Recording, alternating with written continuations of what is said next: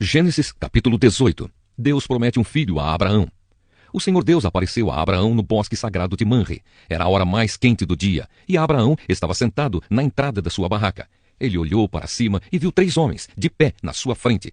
Quando os viu, correu ao encontro deles, ajoelhou-se, encostou o rosto no chão e disse: Senhores, se eu mereço a sua atenção, não passem pela minha humilde casa sem me fazerem uma visita. Vou mandar trazer água para lavarem os pés, e depois os senhores descansarão aqui debaixo da árvore. Também vou trazer um pouco de comida, e assim terão forças para continuar a viagem. Os senhores me honraram com a sua visita, portanto, deixem que eu os sirva. Eles responderam: Está bem, nós aceitamos. Abraão correu para dentro da barraca e disse a Sara: Depressa, pegue uns 10 quilos de farinha e faça pão. Em seguida, ele correu até onde estava o gado, escolheu um bom bezerro novo e o entregou a um dos empregados, que o preparou para ser comido. Abraão pegou coalhada, leite e a carne preparada e pôs tudo diante dos visitantes. Ali, debaixo da árvore, ele mesmo serviu a comida e ficou olhando. Então eles perguntaram: Onde está Sara, a sua mulher? Está na barraca, respondeu Abraão. Um deles disse: No ano que vem eu virei visitá-lo outra vez, e nessa época Sara, a sua mulher, terá um filho. Sara estava atrás dele, na entrada da barraca, escutando a conversa. Abraão e Sara eram muito velhos, e Sara já havia passado da idade de ter filhos. Por isso, riu por dentro e pensou assim: Como poderei ter prazer sexual agora que eu e o meu senhor estamos velhos? Então o Senhor perguntou a Abraão: Por que Sara riu? Por que disse que está velha demais para ter um filho? Será que para o Senhor há alguma coisa impossível? Pois, como eu disse, no ano que vem virei visitá-lo outra vez, e nessa época Sara terá um filho. Ao escutar isso, Sara ficou com medo e quis negar. Eu não estava rindo, disse ela. Mas o Senhor respondeu: Não é verdade, você riu mesmo. Abraão pede em favor de Sodoma. Depois os visitantes se levantaram e foram para um lugar de onde podiam ver a cidade de Sodoma. E Abraão os acompanhou para lhes mostrar o caminho. Aí o Senhor Deus disse a si mesmo: Não vou esconder de Abraão o que pretendo fazer. Os seus descendentes se tornarão uma nação grande e poderosa, e por meio dele eu abençoarei todas as nações da terra.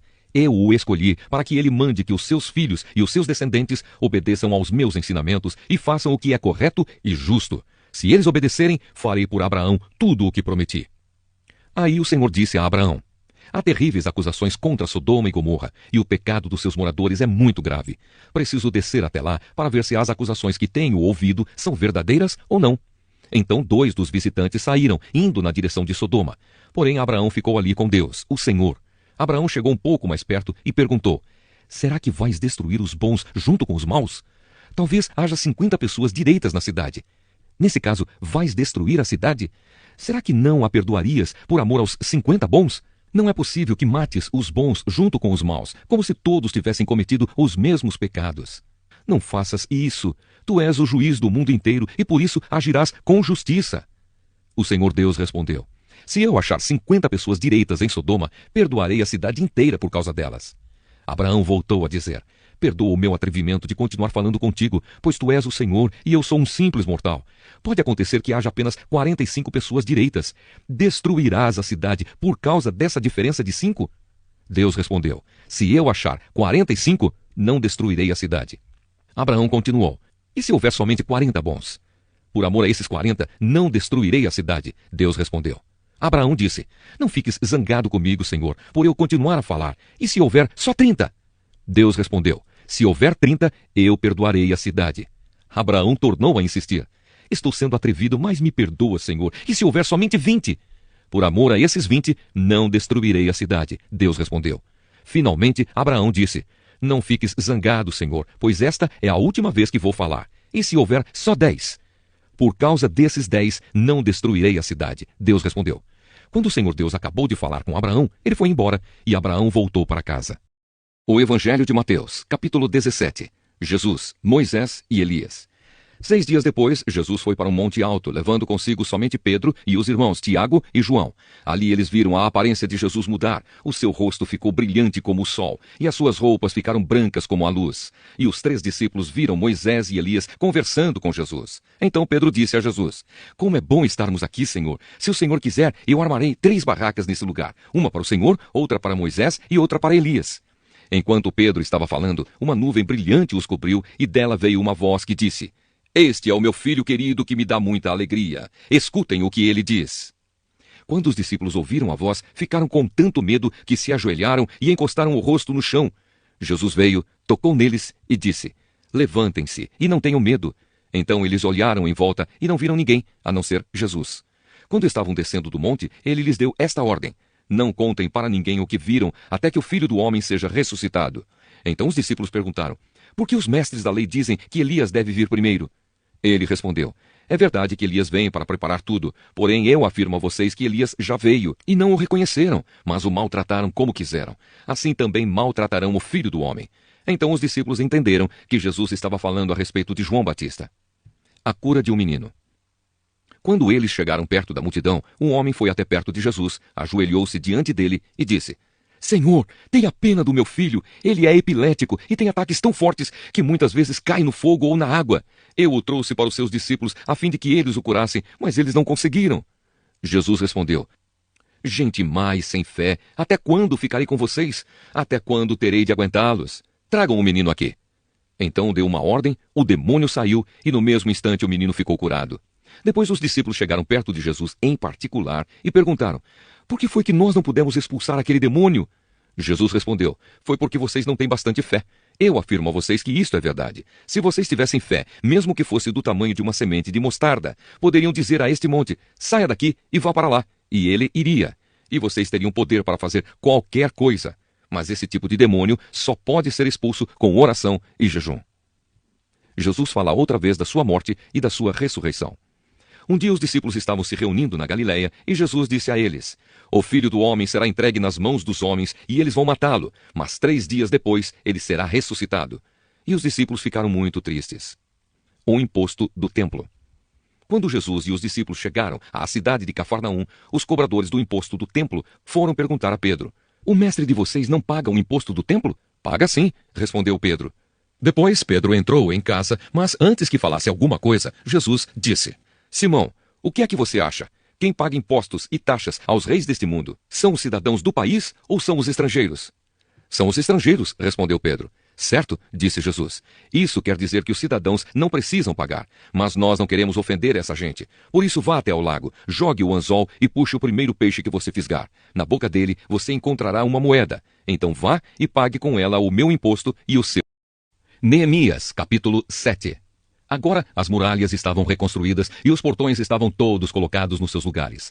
Foi marcado o trabalho dos guardas do templo, dos cantores e dos levitas. Para governar a cidade de Jerusalém, eu coloquei 2 homens, o meu irmão Hanani e Ananias, o oficial comandante da fortaleza. Ananias era um homem fiel e temia a Deus mais do que qualquer outro. Eu disse aos 2 que só mandassem abrir os portões de Jerusalém quando o sol começasse a esquentar. E que mandassem fechar e trancar os portões antes que os guardas deixassem o serviço na hora do pôr do sol. Também ordenei que escolhessem guardas entre o povo que morava em Jerusalém. Alguns deles deviam ficar de guarda em certos lugares, e os outros deviam tomar conta da área em frente das suas próprias casas. Lista dos que voltaram do cativeiro. A cidade de Jerusalém era grande, mas não tinha muitos moradores, e eram poucas as casas que já haviam sido reconstruídas. Deus pôs no meu coração a ideia de reunir todo o povo e os seus líderes e as autoridades para verificar os registros das suas famílias. Eu achei o livro de registros do primeiro grupo que havia voltado da Babilônia. São estas as informações que havia no livro. Entre os israelitas que o rei Nabucodonosor da Babilônia tinha levado como prisioneiros, havia muitos que eram da província de Judá. Estes voltaram para Jerusalém e Judá, cada um para a sua própria cidade. Os seus líderes eram Zorobabel, Josué, Neemias, Azarias, Raamias, Naamane, Mordecai, Bilzã, Misperete, Bigvai, Neum e Baaná. Esta é a lista dos grupos de famílias do povo de Israel que voltaram da Babilônia, sendo indicados o nome do chefe e o número de pessoas de cada grupo. Parós, 2.172. Cefatias, 372. Ará, 652. Paate-Moabe, descendentes de Jesua e de Joabe, 2.818. Elon, 1.254. Zatu, 845. Zacai, 760. Binui, 648. Bebai, 628. Asgade, 2.322. Adonicã, 667. Bigvai, 2.067. Adim, 655. Ater, que também era chamado de Ezequias, 98. Azum, 328. Bezai, 324. Arife, 112. Gibeão, 95. Também voltaram as pessoas cujos antepassados haviam morado nas seguintes cidades: Belém e Netofa, 188. Anatote, 128. Bet-Asmavete, 42. Kiriat-Jearim, Sefira e Beerote, 743, Ramá e Gebá, 621, Micmas, 122, Betel e Ai, 123, a outra Nebo, 52, a outra Elão, 1254, Arim, 320, Jericó, 345, Lode, Adide e Ono, 721, Sinaá, 3.930. Esta é a lista dos grupos e famílias de sacerdotes que voltaram do cativeiro. Gedaías, descendentes de Jesua, 973. Imer, 1052. Pazur, 1247. Arim, 1017. Grupos de famílias de levitas que voltaram do cativeiro. Jesua e Cadmiel, descendentes de Odavias, 74. Músicos do templo, descendentes de Asaf, 148. Guardas do templo, descendentes de Salum, Ater, Talmon, Acube, Atita e Sobai, 138. Grupos de famílias de servidores do templo que voltaram do cativeiro. Zia, Azufa, Tabaote, Queros, Sia, Padom, Lebana, Agaba, Salmai, Anã, Gidel, Gaar, Reaías, Rezim, Necoda, Gazã, Uzá, Pazeia, Bezai, Meunim, Nefizim, Baquebuque, Acufa, Arur, Baslite, Meida, Arza, Barcos, Sísara, Tama, Nesias e Atifa. Grupos e famílias dos servidores de Salomão que voltaram do cativeiro. Sotai, Soferete, Perida, Jaala, Darcon, Gidel, Cefatias, Atil, Poquerete, Azebaim e Amon. Foi de 392 o número total dos descendentes dos servidores do templo e dos servidores de Salomão que voltaram do cativeiro. Havia 642 que pertenciam ao grupo de famílias de Delaías, Tobias e Necoda, que voltaram das cidades de Teumelá, Tel-Arsa, Querube, Adom e Imer. Mas eles não puderam provar que eram descendentes de israelitas. Os seguintes grupos de famílias de sacerdotes não puderam encontrar registros para provar de quem eram descendentes: Obaías, Acós e Barzilai. O antepassado do grupo de famílias de sacerdotes de Barzilai havia casado com uma mulher do grupo de famílias de Barzilai, da cidade de Gileade, e havia tomado o nome do grupo do seu sogro. Como não tinham meios de provar quem eram os seus antepassados, eles não foram aceitos como sacerdotes. O governador judeu disse que eles não poderiam comer da comida oferecida a Deus até que houvesse um sacerdote que pudesse decidir a questão por meio do Urim e do Tumim. O número total dos judeus que voltaram foi de 42.360. Seus escravos e escravas, 7.337. Cantores e cantoras, 245. Cavalos, 736. Mulas, 245. Camelos, 435. Jumentos, 6.720. Ofertas para a reconstrução do templo. Muitas pessoas deram dinheiro para ajudar a pagar o custo da reconstrução do templo. O governador deu 8 quilos e 400 gramas de ouro, 50 vasilhas para o culto e 530 mantos sacerdotais. Os chefes dos grupos de famílias deram 168 quilos de ouro e 1.257 quilos de prata.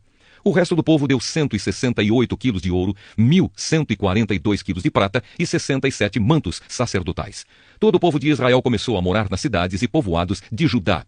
Eram sacerdotes, levitas, guardas do templo, músicos, algumas pessoas do povo e os servidores do templo. Atos dos Apóstolos, capítulo 17. Em Tessalônica. Paulo e Silas passaram pelas cidades de Anfípolis e Apolônia e chegaram a Tessalônica, onde havia uma sinagoga. Conforme o seu costume, Paulo foi lá e nos 3 sábados seguintes falou sobre as escrituras sagradas com as pessoas que estavam ali na sinagoga. Paulo lhes explicava e provava que o Messias precisava sofrer e que depois de morrer tinha de ressuscitar. Ele dizia: "Este Jesus que estou anunciando a vocês é o Messias." Paulo e Silas conseguiram convencer disso algumas daquelas pessoas, as quais se juntaram a eles. Um grande número de não-judeus convertidos ao judaísmo e muitas senhoras da alta sociedade também se juntaram ao grupo. Mas os judeus ficaram com inveja. Eles foram buscar alguns homens maus entre os malandros das ruas e formaram um grupo de desordeiros. Estes fizeram muita confusão na cidade e atacaram a casa de Jasão, procurando Paulo e Silas a fim de os levar para o meio do povo. Mas, como não os encontraram, levaram à força Jasão e alguns outros irmãos até a presença das autoridades da cidade, gritando: "Aqueles homens têm provocado desordens em todos os lugares. Agora chegaram até nossa cidade e Jasão os hospedou na casa dele. Eles estão desobedecendo às leis do imperador romano, dizendo que existe outro rei chamado Jesus." Tanto a multidão como as autoridades ficaram agitadas quando ouviram essas palavras. E as autoridades soltaram Jasão e os outros, depois que eles pagaram a quantia exigida para isso. Em Bereia. Logo que anoiteceu, os irmãos enviaram Paulo e Silas para a cidade de Bereia. Quando chegaram lá, eles foram à sinagoga. As pessoas dali eram mais bem educadas do que as de Tessalônica e ouviam a mensagem com muito interesse. Todos os dias estudavam as escrituras sagradas para saber se o que Paulo dizia era mesmo verdade. Assim, muitos judeus naquela cidade creram, e também não-judeus, tanto mulheres da alta sociedade, como também muitos homens. Mas quando os judeus de Tessalônica souberam que Paulo tinha anunciado a palavra de Deus, também em Bereia, foram até lá e começaram a agitar e atiçar o povo contra eles. Então os irmãos enviaram Paulo imediatamente para o litoral. Porém, Silas e Timóteo ficaram em Bereia. Os irmãos que protegiam Paulo o levaram até a cidade de Atenas. Depois voltaram para Bereia, levando um recado de Paulo. Ele pedia que Silas e Timóteo fossem encontrá-lo em Atenas o mais depressa possível. Em Atenas. Enquanto estava esperando Silas e Timóteo em Atenas, Paulo ficou revoltado ao ver a cidade tão cheia de ídolos. Ele ia para a sinagoga e ali falava com os judeus e com os não-judeus convertidos ao judaísmo. E todos os dias, na praça pública, ele falava com as pessoas que se encontravam ali. Alguns professores epicureus e alguns estoicos discutiam com ele e perguntavam: "O que é que esse ignorante está querendo dizer?" Outros comentavam: "Parece que ele está falando de deuses estrangeiros." Diziam isso porque Paulo estava anunciando Jesus e a ressurreição. Então eles o levaram a uma reunião da Câmara Municipal e disseram: "Gostaríamos de saber que novo ensinamento é esse que você está trazendo para nós, pois você diz algumas coisas que nos parecem esquisitas, e nós gostaríamos de saber o que elas querem dizer." É que todos os moradores de Atenas e os estrangeiros que viviam ali gostavam de passar o tempo contando e ouvindo as últimas novidades. Então Paulo ficou de pé diante deles na reunião da Câmara Municipal e disse: "Atenienses, vejo que em todas as coisas vocês são muito religiosos. De fato, quando eu estava andando pela cidade e olhava os lugares onde vocês adoram os seus deuses, encontrei um altar em que está escrito: ao Deus desconhecido. Pois esse Deus que vocês adoram sem conhecer é justamente aquele que eu estou anunciando a vocês. Deus que fez o mundo e tudo o que nele existe é o Senhor do céu e da terra, e não mora em templos feitos por seres humanos. E também não precisa que façam nada por ele, pois é ele mesmo quem dá a todos vida, respiração e tudo mais. De um só homem ele criou todas as raças humanas para viverem na terra. Antes de criar os povos, Deus marcou para eles os lugares onde iriam morar e quanto tempo ficariam lá. Ele fez isso para que todos pudessem procurá-lo e talvez encontrá-lo, embora ele não esteja longe de cada um de nós. Porque, como alguém disse, nele vivemos, nos movemos e existimos, e alguns dos poetas de vocês disseram: nós também somos filhos dele. E já que somos filhos dele, não devemos pensar que Deus é parecido com um ídolo de ouro, de prata ou de pedra, feito pela arte e habilidade das pessoas. No passado, Deus não levou em conta essa ignorância, mas agora ele manda que todas as pessoas, em todos os lugares, se arrependam dos seus pecados, pois ele marcou o dia em que vai julgar o mundo com justiça, por meio de um homem que escolheu, e deu prova disso a todos, quando ressuscitou esse homem. Quando ouviram Paulo falar a respeito de ressurreição, alguns zombaram dele, mas outros disseram: em outra ocasião, queremos ouvir você falar sobre este assunto. Então Paulo foi embora dali, mas algumas pessoas creram e se juntaram a ele. Entre essas estavam Dionísio, que era membro da Câmara Municipal, uma mulher chamada Dâmaris e mais outras pessoas.